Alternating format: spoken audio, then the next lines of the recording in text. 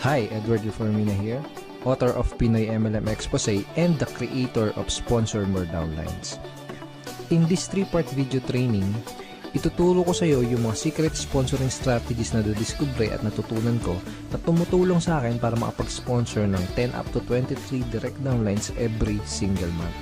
Ang goal ko sa video na to ay ma-share sa iyo yung mga strategies na natutunan ko and hopefully ma-apply mo din tong mga strategies na to sa business na ginagawa mo ngayon para makuha mo yung resulta na gusto mo. Ginagawa ko to dahil alam ko na madaming Pinoy networkers ang nagsistruggle o nahihirapan sa kanilang network marketing business. So sa ganitong paraan, I hope makatulong kahit paano.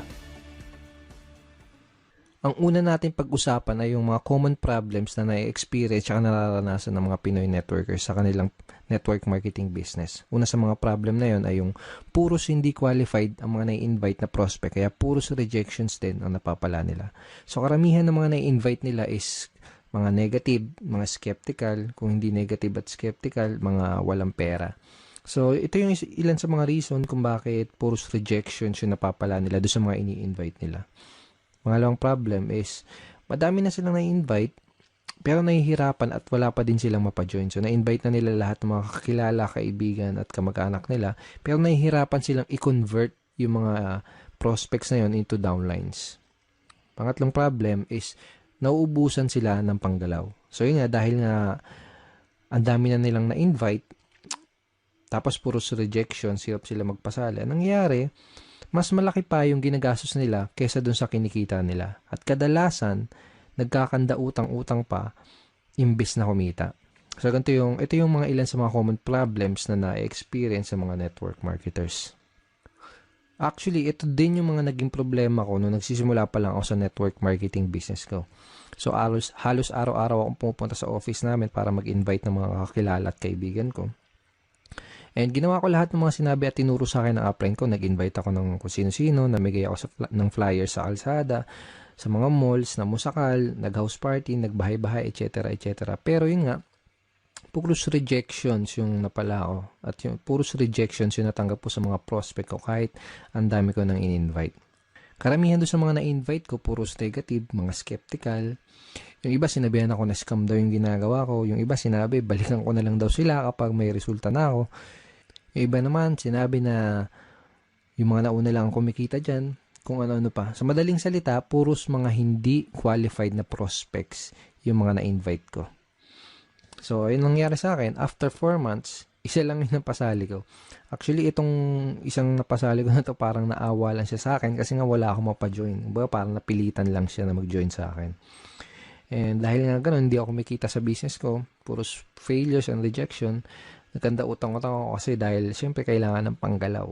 Okay? So, nagkanda utang-utang. And then, ang laki ng pera din na nalugi sa akin. So, umabot ng mga nasa 80,000 mahigit or more. Hindi ko na alam. Pero syempre, hindi ako basta-basta sumuko. Ang ginawa ko, naghanap ng mga solusyon doon sa mga problema ko na yon. Okay? And thank God, nakahanap naman ako ng solusyon. At pagkatapos kong mahanap yung mga solusyon na yun, pagkatapos kong makadiskubre ng mga solusyon doon sa problema ko sa business ko, ito yung ilan sa mga nangyari sa akin. I sponsored 63 direct downlines in 4 short months.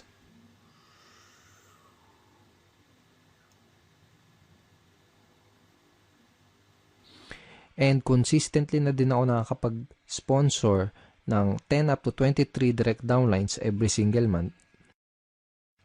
Tapos, mas mabilis ko na-build yung business ko at nagsimula ako mag-duplicate dun sa mga kagrupo ko. Okay? So, yung mga solutions na natutunan ko, yung mga solution na na-discover ko, yun yung mga pag-uusapan natin sa 3-part video training na to. Yung mga solusyon na yun yung mga matututunan mo sa video training series na to. Okay, so pag-usapan ulit natin yung typical scenario na nangyari sa mga network marketers. So, pumasok sila sa network marketing business nila, first time man or kung may past experience. Pero nangyari ganito, excited sila sa una, pump up sila. So, shinare kagad nila yung business nila sa mga kaibigan, sa mga kakilala, kamag-anak nila. Nag-prospecting agad sila. Nag-share sa Facebook, invite dito, invite doon, invite sa kaliwat kanan yung pag-i-invite. Tapos excited na excited sila and pump up sila dahil ang ine-expect nila is makuha na nila yung mga pangarap nila. Ine-expect nila is makuha na nila yung mga goals nila. Okay? Pero ang nangyayari, unfortunately, puros rejections, puros failures, at puros frustrations yung na sumasalubong sa kanila.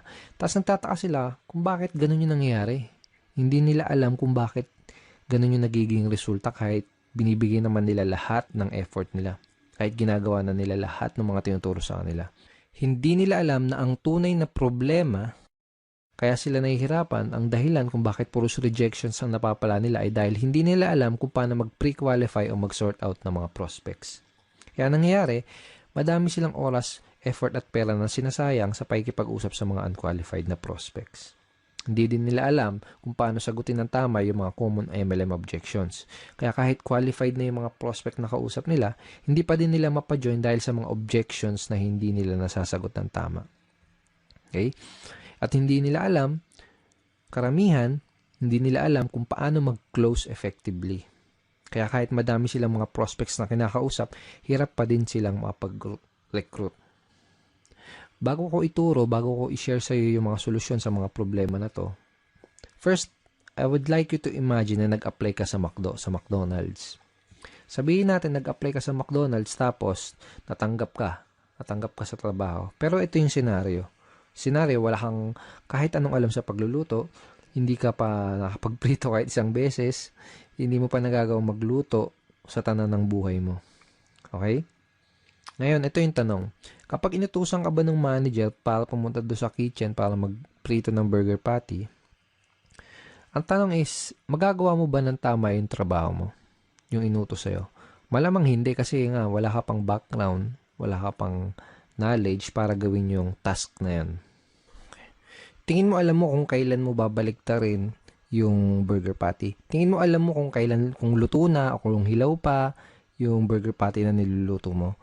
Malamang hindi kasi nga wala ka pa nung idea, wala ka pa nung tamang knowledge para gawin yung trabaho na yun. So para magawa mo yung trabaho, ang gagawin nila sa totoong buhay, ang gagawin nila sa'yo dito kapag nag-apply ka pag pumasok ka sa McDo, ang gagawin nila sa'yo, bibigyan ka nila ng tamang training. Okay? Bigyan ka nila ng tamang training para magkaroon ka ng tamang knowledge. Pag meron ka na ng tamang knowledge, magkakaroon ka ng tamang skills para magawa mo ng tama yung trabaho mo.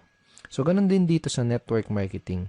Kung gusto mong magawa ng tama ang negosyo mo, kailangan mo ng tamang training at kailangan mong matutunan yung mga tamang skills. Lalo na kung first time mo pa lang sa network marketing or kung bago ka pa lang sa business mo. Ang solution dun sa mga pinag-usapan natin kaninang common network marketing problems is to acquire skills. Okay? Kasi kapag meron ka na ng mga tamang skills, tamang network marketing skills, yun yung magiging susi mo para maging successful ka sa network marketing business mo. Okay? Let's face it, kahit ano pang career at kahit ano pang business ang pasukin mo, you need to acquire skills. Kahit yung simpleng pagbabaligtad lang ng burger patty sa McDonald's, kahit yung simpleng ganung trabaho, is kailangan ng tamang skills, kailangan ng tamang training. What more pa kaya yung network marketing business mo, di ba? So, karamihan ng mga networkers parang ganito kasi nangyayari. Para silang sumusugod sa gera na wala silang dalang bala.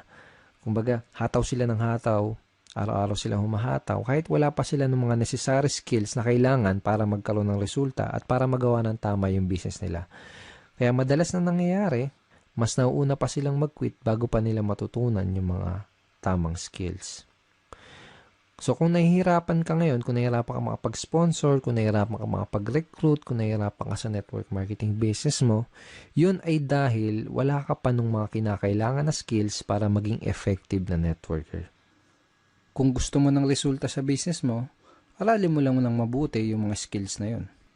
Ngayon, pag-usapan natin na yung 3 solution skills to success that you need to learn. Ito na yung mga skills na kailangan mong matutunan. Ito na yung mga skills na kailangan mong ma-master kung gusto mong magkaroon ng resulta sa business mo. Okay? First skill is sorting skill. Second is objection handling. Third is closing skill. Ang una natin pag-usapan ay yung sorting. Bibigyan kita ng magandang analogy para mas mag-grasp at mas maintindihan mo na mabuti kung ano ba tong sorting. So sabihin natin may nakita kang 3 mansanas dun sa lamesa. Okay?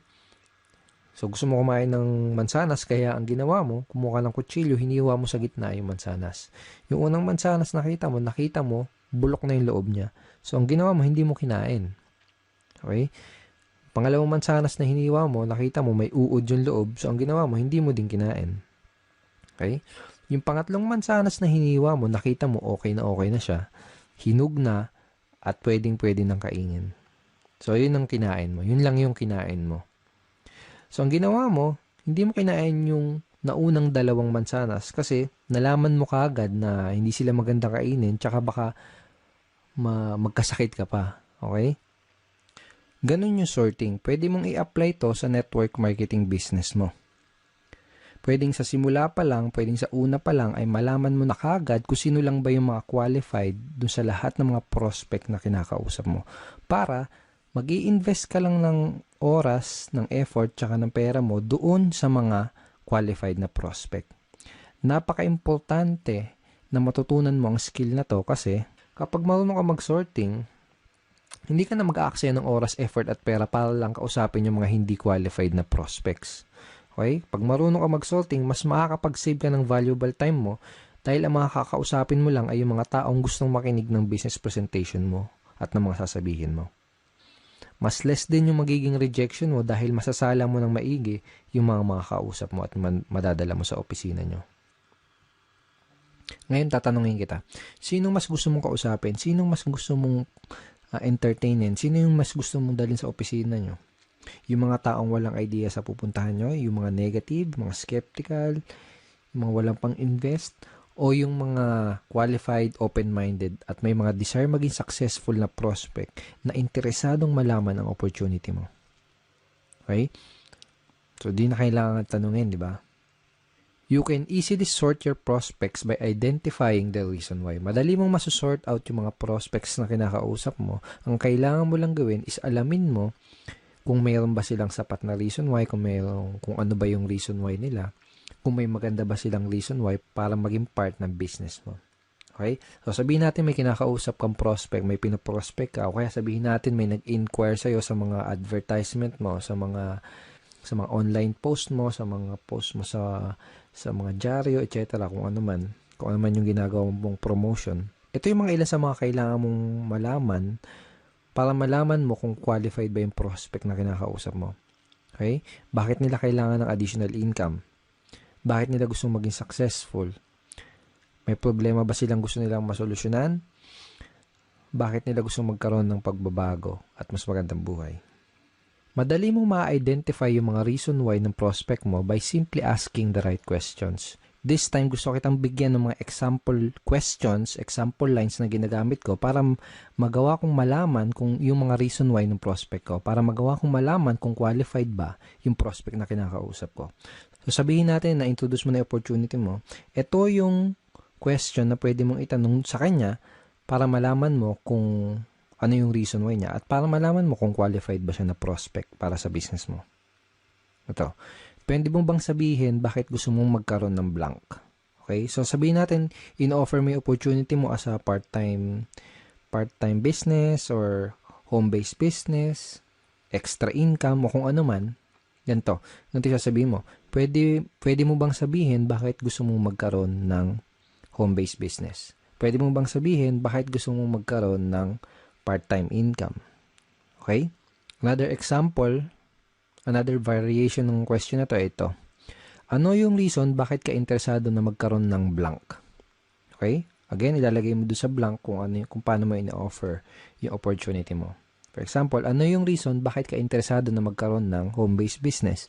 Ano yung reason bakit ka interesado na magkaroon ng part-time income? Ano yung reason bakit ka interesado na magkaroon ng additional source of income? Malalaman mo kung qualified ba yung prospect na kinakausap mo base dun sa isasagot niya dito sa itatanong mo. Kapag tinanong mo sa prospect mo to, ganito yung pwedeng isagot niya sa'yo. Okay. So basically, this is a screenshot ng chat conversation ko with the prospect. Basically, may kinakausap akong prospect sa Facebook and gusto kong malaman kung qualified ba siya na prospect para sa business ko. Kaya tinanong ko, ito, bakit mo gustong magkaroon ng additional source of income? So, ang sinagot niya, first reason is family. Okay? And sinabi niya din na lumalaki na yung family ko. I have one daughter and incoming baby this May 2013. So basically, ang nangyari, sinabi niya sa akin yung reason why niya. Kung bakit niya gusto magkaroon ng additional source of income. Nalaman ko na qualified siya na prospect dahil meron siyang sapat at magandang reason why para gawin yung negosyo. Okay? Nalaman ko na kailangan niya ng dagdag na income kasi nga lumalaki na yung family niya. So, lumalaki na yung mga bills na babayaran niya, mga nganak yung misis niya, etc. So, sa madaling salita, nalaman ko na qualified siya na prospect by simply asking these questions. Okay. Lahat ng prospect na kinakausap ko, inaalam ko muna ng maigi kung meron ba silang maganda o sapat na reason why. Doon ko kasi malalaman kung qualified ba sila na prospect o hindi. Alam ko kasi na kung wala silang mabibigay na magandang reason why or sapat na reason why, hindi rin sila mamomotivate na mag-take ng action. Hindi sila mamomotivate na mag-join, hindi sila mamomotivate na maglabas ng kapital. Baga wala silang sapat na reason why para magsimula ng isang network marketing business. Kung wala silang mabibigay sa akin na magandang reason why or sapat na reason why, hindi ako mag-aaksaya ng panahon para explainan pa sila, para dalhin pa sila sa office. That is how I sort my prospects and that is how I qualify my prospects. Okay, so possible scenario, sabihin natin na tinanong mo na to sa tong questions na to sa prospect mo, pero sabihin natin ang nangyari ay hindi kagad siya nag-open up sa'yo. Sabihin natin na hindi niya kagad sinabi sa'yo yung reason why niya. Posible kasi na mangyari yon, lalo na kung kakikilala mo pa lang sa kanya o kaya hindi ka pa nakakapag-build ng rapport. Posible na kapag tinanong mo sa kanya tong questions na to, itong ano yung reason bakit ka interesado na magkaroon ng additional source of income, posible na yung isagot niya lang sa'yo ay parang yung mga wala lang. Gusto ko lang kumita ng additional income. Pwedeng ganun. So, walang sapat na reason why, di ba? O kaya naman, pwedeng ang isagot niya ay wala lang. Sino ba naman ang ayaw kumita ng additional income? Parang ganun. So, wala ding sapat na reason why. Ang questions na pwede mong itanong do sa prospect mo para magawa mong mag-open up siya sa'yo at para magawa mong ma-identify yung reason why niya ay itong mga questions na to. Ito, sabihin natin na kumikita ka na ng part-time income, magkano ang gusto mong kitain on a monthly basis? O kaya magkano ang gusto mong kitain na additional income per month? Parang gano'n. Kapag tinanong mo sa prospect mo to, gagawin niya is magbibigay siya sa'yo ng figures. Usually, sasabihin nilang ng prospect is 10,000 per month, 20,000 per month, 50,000 per month, or 100,000 per month. Iba-iba. Okay, so kahit na anong ibigay niya sa yung figure, ito yung next na question na pwede mong itanong sa kanya. Ito, kapag kumikita ka na ng blank, kung magkano yung binigay niya sa yung income na gusto nilang kitain, kapag kumikita ka na ng 20,000 na monthly income, ano yung pinakamalaking maitutulong nun para sa'yo? O kaya, ano yung pinakamalaking maitutulong nun para sa'yo at sa pamilya mo? By this time, kailangan may maibigay na sa'yong magandang reason why yung prospect mo para malaman mo at matansya mo kung qualified ba siya na prospect o hindi para sa business mo. So, I will show you another example. So, basically, may kinakausap ulit akong prospect via Facebook chat. And by the way, napakita ko sa yung mga example is Facebook chat, pero obviously dapat gamitin mo din to sa face-to-face or one-on-one or table talk conversation. Okay? So, again, may kinakausap ako na prospect via chat. Tinanong ko siya kung ano yung reason bakit niya gusto magkaroon ng additional income, pero wala siya nabigay sa akin na magandang reason why. Hindi kagad siya nag-open up sa akin. So, ang ginawa ko, tinanong ko kung magkano ba yung additional income na gusto niyang kitain on a monthly basis. Ang sinagot niya sa akin, 10,000 per month. Kaya tinanong ko sa kanya itong question na to.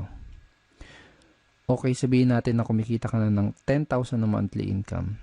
Ano yung pinakamalaki may tutulong nun para sa'yo? Ang sinagot niya, sa pag-aaral po, pang araw-araw na gastos sa bahay. And sabi niya, nakikitira lang po kasi ako sa kamag-anak ko. So, by asking this simple question, napakasimpleng question lang naman, di ba? Pero very, very powerful in terms of identifying your prospects reason why.